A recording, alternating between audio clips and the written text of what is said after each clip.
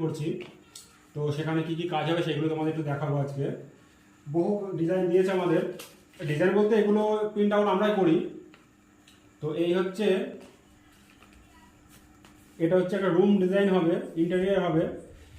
এটা হচ্ছে একটা বেডরুম, এটা হচ্ছে একটা লিভিং রুম,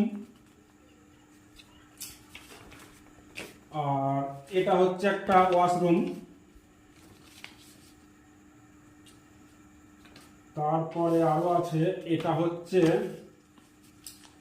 কিচেন রুম। তারপরে এটা হচ্ছে একটা লিভিং রুমেই তোমার টিভি ইউনিট করা আছে, এটা একটা টিভি ইউনিট। এরকম অনেক কাগজ আছে আমার কাছে, আরও কাগজ আসবে পরে।